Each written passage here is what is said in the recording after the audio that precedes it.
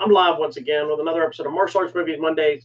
It's almost midnight, few minutes or something like that. I wasn't paying attention. It's been a busy day, some last minute. That's why I'm not in the normal uniform like I normally be. Matter of fact, I think I wore this shirt on the show yesterday because I threw it on right before I went to class because I know I was going to get sweaty. So I apologize if I look gross.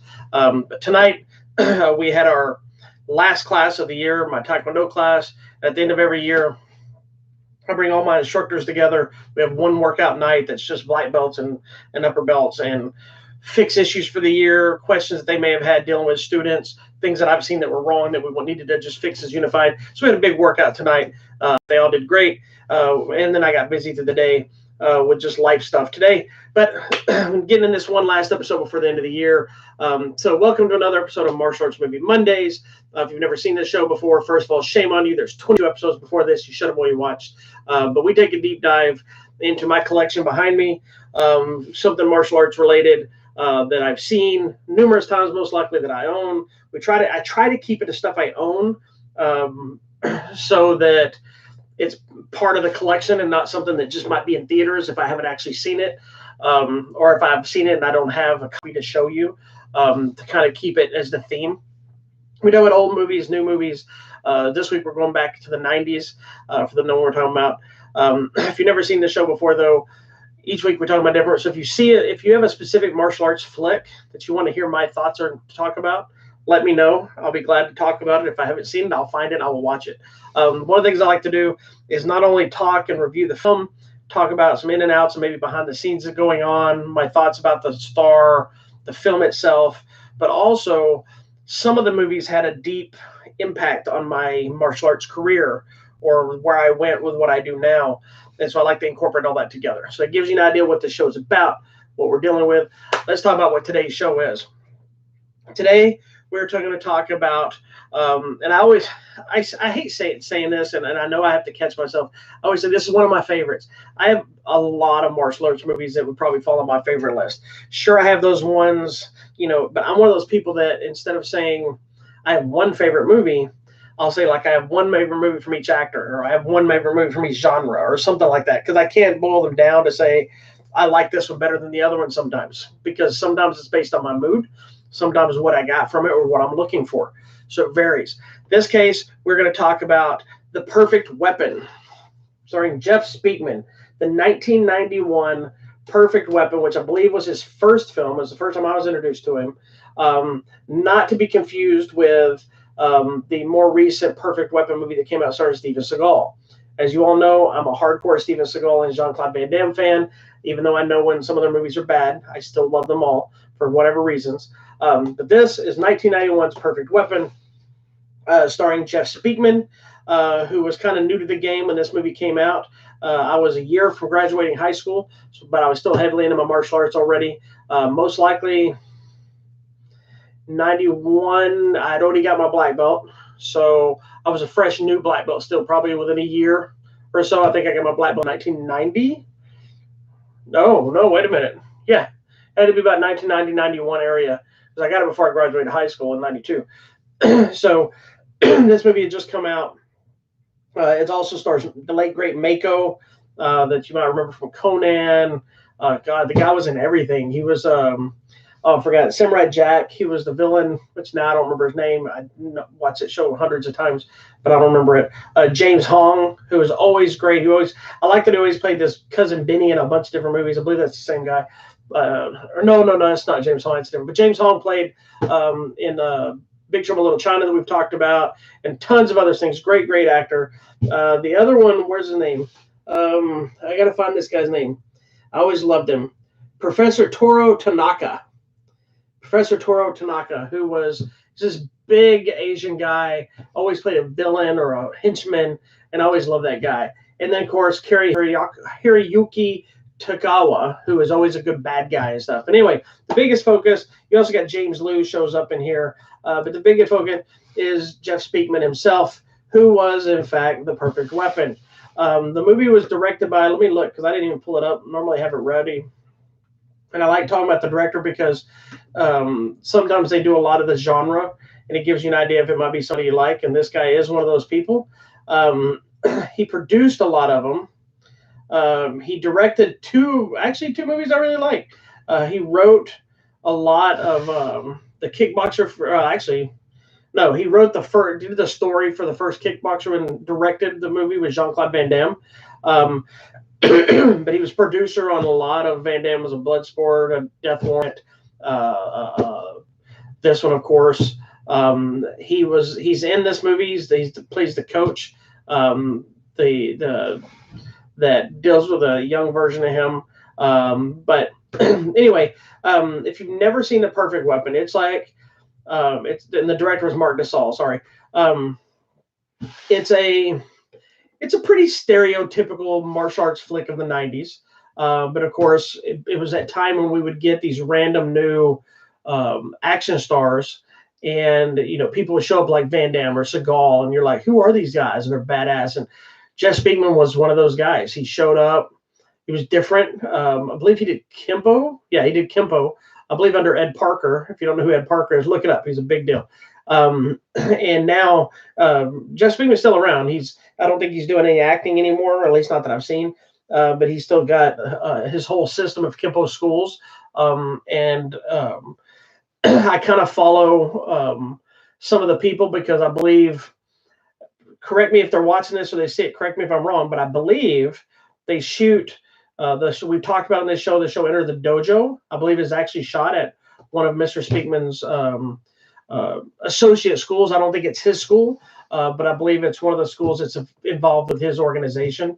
Enter the Dojo is shot there. And so it's a cool connection that circles back to something I love now, to something I loved then. Enter the Dojo and Master Ken and all that stuff is deliciously awesome. Anyway, but I remember seeing The Perfect Weapon in the theater. It was another one of those that me and my dad went and saw. Me and my dad went and saw all the karate movies that came out. And I remember knowing nothing about it. Didn't know who this guy was. Of course, that's how it was a lot back then is I didn't see trailers all the time. We didn't have the internet and stuff flying around and see it every 5 seconds. If you saw a trailer either on television or you saw a trailer at the theater. And if you weren't at the theater, you're not going to know about it. So we found out about it either from a commercial or we saw a poster. And it was likely this poster, this image with him with the eskrima sticks. And that was part of the thing in this movie got me obsessed with the eskrima sticks. I just started doing a lot of weapons. I was doing nunchaku and I think the sai, and I had started dabbling with the 3-sectional staff. And I saw this movie, instantly into eskrima. So I was running around destroying things with eskrima sticks. Got ordered my own pair. Was training with them. I did. Ended up doing some forms with them as some of my belt test stuff later. But anyway, the movie is about. Let me just read it. It's easier if I read it because it's funny. Sometimes their descriptions are hilarious. One man becomes a deadly strike force in this crackling action thriller starring new martial arts sensation Jeff Speakman. Speakman, that was just the intro to introduce us to this new guy. Speakman plays a drifter and Kenpo karate expert who returns home to discover his mentor has been murdered by a ruthless drug lord. Determined to avenge the killing, he must contend with the cop side of the case, his long estranged brother. Caught between the arm of the law and his code of honor, Speakman heads toward a final showdown with this sadistic assassin. Directed by kickboxers Mark Dessall and supervised by Kenpo Grandmaster Ed Parker, which I did not know he was directly involved. The Perfect Weapon features Black Speakman in the most dazzling karate sequences ever captured on film. Anytime, any place, anywhere, Jeff Speakman is the perfect weapon. Let me tell you, the movie, if you watch it now, it is aged. Okay, it's a product of its time. But the action's still good. I still like the fights in this movie. They're straightforward. They're not a bunch of super dazzling stuff. There's like windmill kicks and jump front kicks and stuff like this. But it seems to be more about let's showcase Kenpo, which is one of the things I love about certain movies. Is some movies are all about just let's get the action in it. So it's mixed martial arts or whatever. Fine with that. But I love when a film really focuses on a specific system or style and lets the audience experience it. That's one thing that was always really cool about Seagal when he first came onto the scene is Aikido has been around for forever, but it was new to movie audiences in that way. And seeing a guy who just threw people around, seeing the Kenpo, which I've never trained Kenpo. I've done some little seminars with people, not like taking them. We had a guy, I think he was Kenpo, and a guy named George Dillman. I think that's his name. I could be completely wrong. I think he was Kenpo, who used to come train with us sometimes. And so I got to experience a little bit of that training. If it wasn't him, it was somebody else, but we got a little Kenpo training. And after seeing this movie outside of the scrimmage sticks, I became obsessed in the way he moved his hands fast, the way they moved their transitions and doing different stuff. And it was like kind of this art of street fighting styles thing. I don't know a ton about Kenpo. I researched a little bit back then. Always wanted to take Kenpo, but I didn't have anybody around me. And so, now I haven't. I've done Muay Thai, I've done Taekwondo, Southern Shaolin Kung Fu, Judo, a little bit of Aikido, Kobudo or Kabuto, Okinawan weapons, Krabi Krabong, which is dual type tactical swords. I've done a lot of different stuff. Never got to do Kenpo. So sad. But anyway, I digress. The movie, it wastes no time getting to the point. It's got all the typical tropes of the time of the mysterious guy that's the badass. And this one I like is they're building. You can tell they're trying to build a franchise of some sort because they're building a character story of introducing this guy. You get flashbacks to his childhood, so of him learning. It was similar to how they did in Bloodsport, where Van Damme would he'd meditate and he'd think back of when he first met his master, and this is the same thing as how he first met his master and how he got into class and his troubled home, and Bloodsport was kind of the same. Then sees a little bit of his training, and then as he got older, Bloodsport jumps right into Van Damme version, where this one you get different ages of his group, different levels of his belts, all told in flashbacks, about the same time telling the issues with his family that lead into the movie. And then, of course, it becomes a little convenient that it just happens to be his brother who works the case. He comes back because he said something. Of course, it's mobs or whatever. But it doesn't matter because all that is a setup for tons of fights and ass kickery that we love. There's a great sequence. It's always been one of my favorite movie martial arts fight sequences.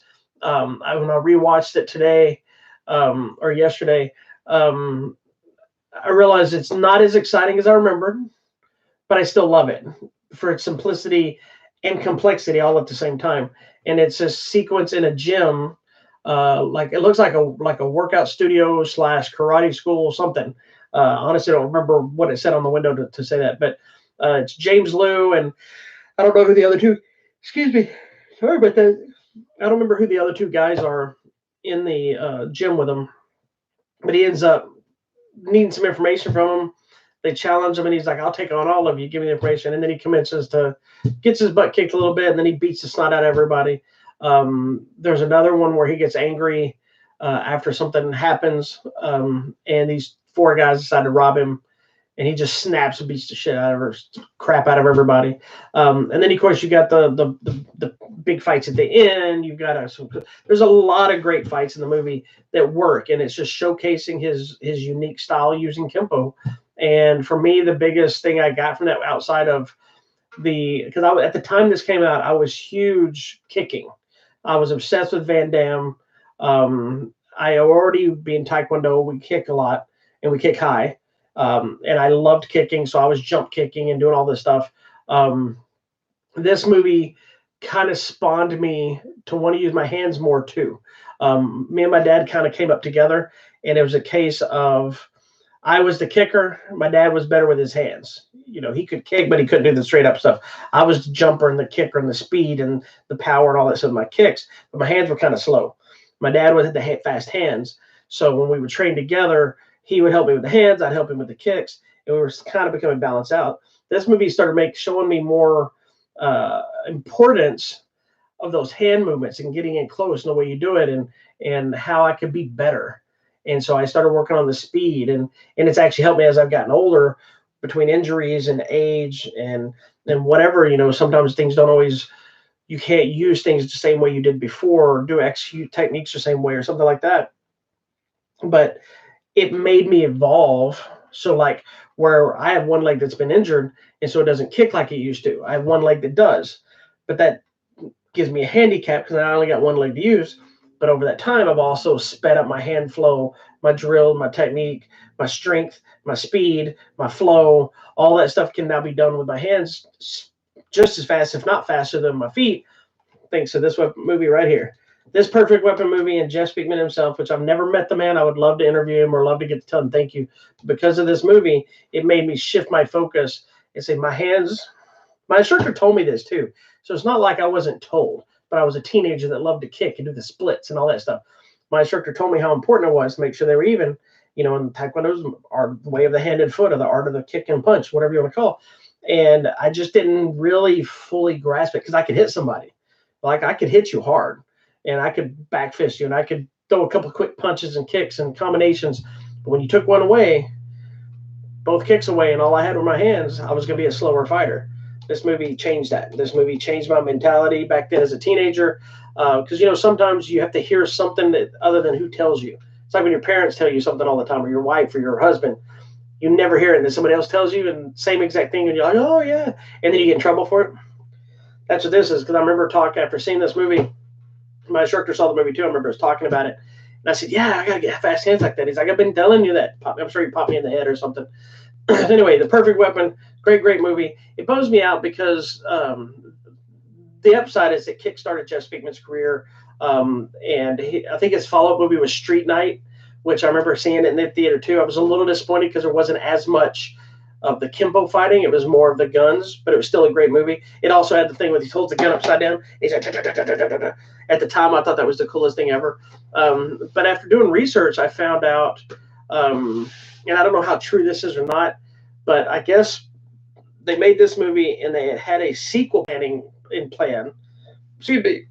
sequel planned for this movie, which would have made a perfect sequel because it's The Perfect Weapon.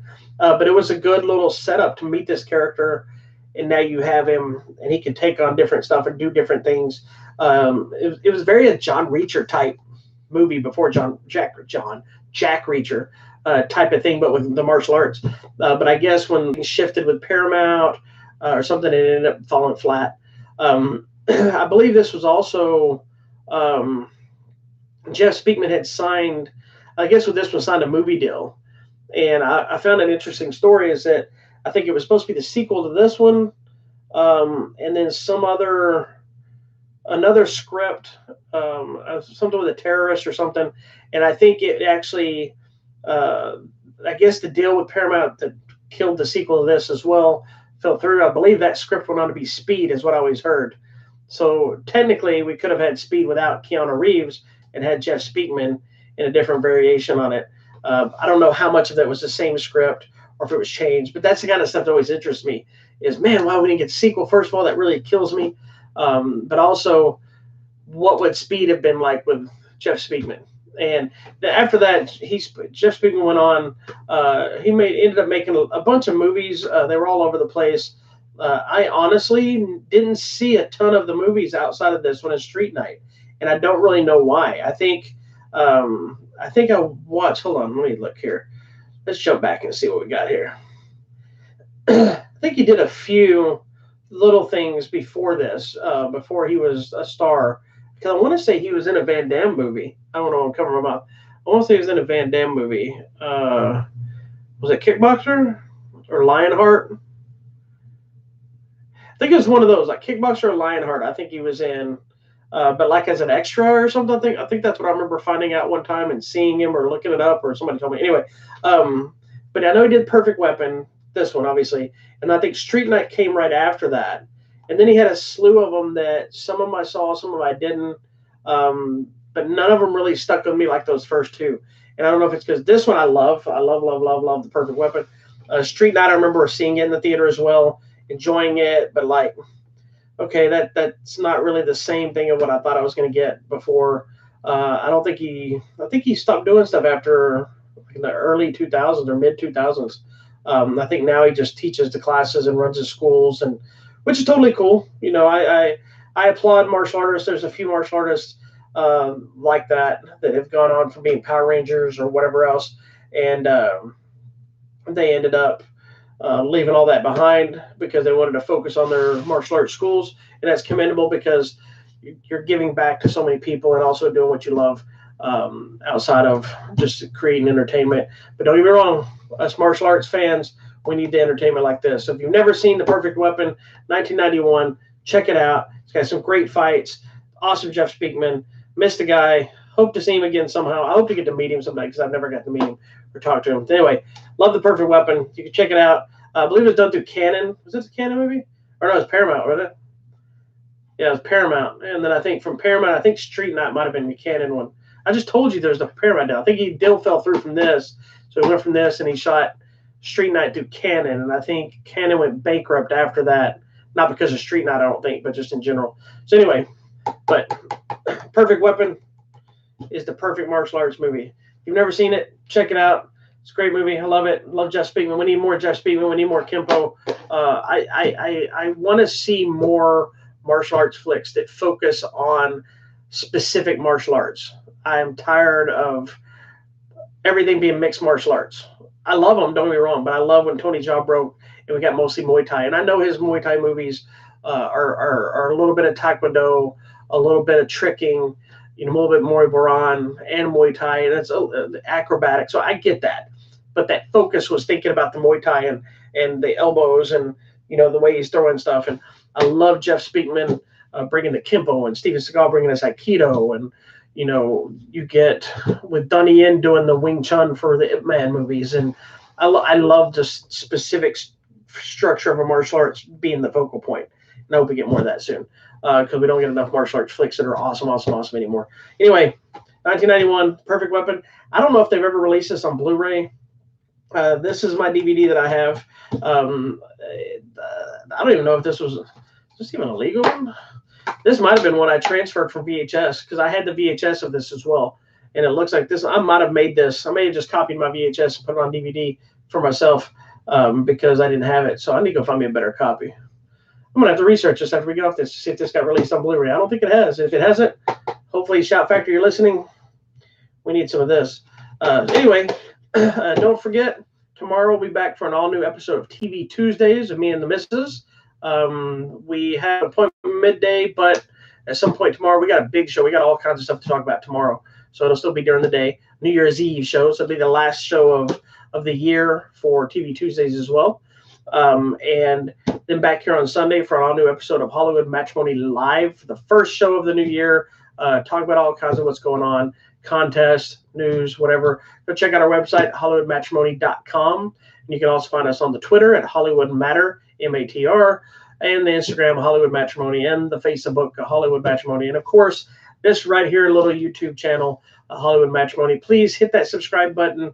Hit the subscribe button orb if it pops up here. I'll try to find the Perfect Weapon trailer, throw it up over here. Please subscribe. Tell your friends. We've got contests coming up, different stuff. And if you watch them, the other big thing, since we're talking about martial arts, go see Ip Man 4, the finale, in theaters now. It opened Christmas Day. Push. If you want a chance to win an Ip Man 4 prize pack, all you got to do is go to our website at HollywoodMatrimony.com and look at it on there. It tells you what to do. You literally just have to go see the movie and take a picture of yourself with your ticket stubs or the poster, and you tweet it. That's it. So go read it. I believe I put a link on there of all the theaters showing it. Ip Man 4, the finales in theaters now from Logo USA. Great movie. Anyway, I'll see everybody next time. Remember, keep your hands up. Be nice to each other. Thank you. Have a wonderful night. Bye.